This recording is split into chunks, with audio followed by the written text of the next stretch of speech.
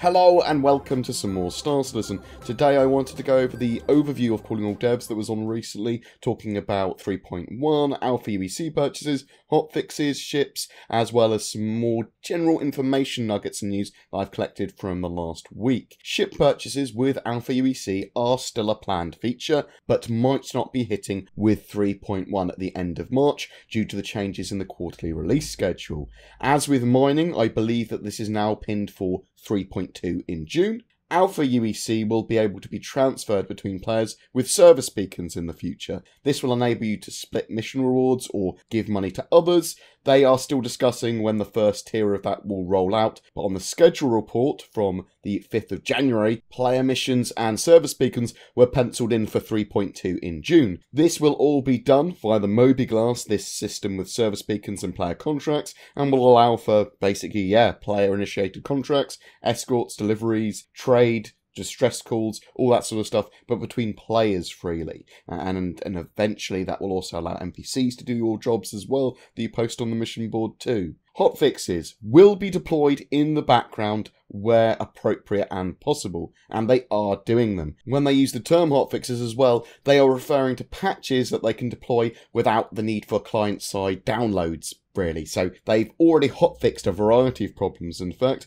with the probability service, quantum addiction, shopping, various server issues, general instance manager bugs, ship bugs, persistence, and more. And obviously we're waiting, hopefully, for them to fix the ping pong ball bug and that sort of stuff. So hopefully that will be hotfixed out, if possible, ASAP. Freelancer variants. So they are working on the freelancer variants in the latter half of 2018. That's going to be worked on by the UK, and there's going to be a potential that those variants are flyable by the end of the year. The 300 series rework is also on the schedule for this year too, and that's going to be done by the LA studio. The ship and vehicle spawning system will continue to receive improvements and updates from patch to patch. The terminals, for example, their UIs are going to improve. But with the future of ship spawning, in many ways it's going to be similar to what we have now, but the spawning might be hidden behind a hangar door or a lift. The idea is to hide popping in and out as much as possible, and to have systems behind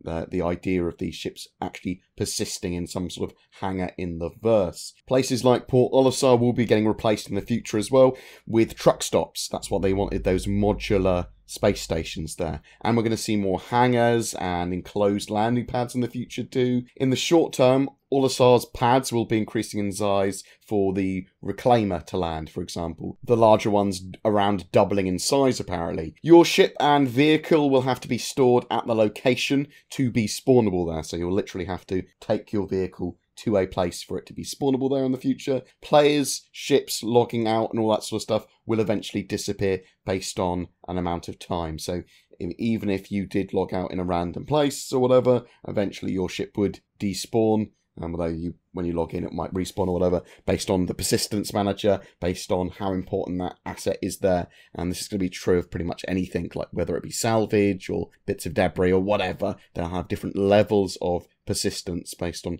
how important they are to the game. There are a few bits and pieces from last week that I want to go over with concept creation. Even the smaller ships might have 10 or more people working on them. There's a lot of work that comes together when they build ships. When they concept ships, they look at their intentions and what it needs to do, its role, its size, and the hole it needs to fill. And then they have these emotional attachments which influence it, like other sci-fi ships or World War II aircraft that you might have seen. They then balance the needs with these influences, and they pair with the most appropriate manufacturer in-game. Typically, larger ships are made in the UK and smaller ones in Los Angeles. The game is influenced by the decline of the Roman Empire, with the UEE standing in for the Roman Empire. This kind of loose connection to history helps with storytelling and emotional investment. The Vandal are like the Visigoths, the Banu are like the Barbary coast in North Africa, and the Xi'an are the Ottoman Empire and the Far East influence. When they're planning out a ship, the ships can change manufacturer during that concept process. The Terrapin, for example, was originally Aegis and became Anvil because it kind of fit Anvil more,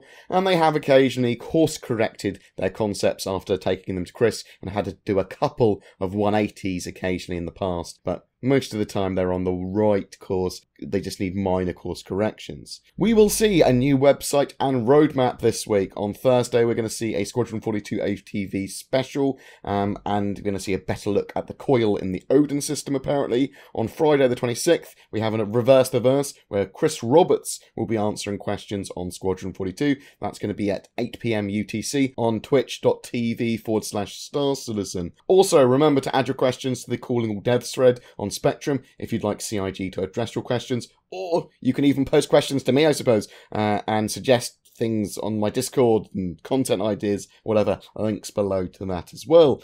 Every month we have a giveaway for a ship. For January, it's a Hammerhead gunboat donated by our featured org IDF, the Intergalactic Defence Force. They're a lawful org that focus on trade, security, escorting, and teamwork. The service beacon mechanic will be very important to these chaps.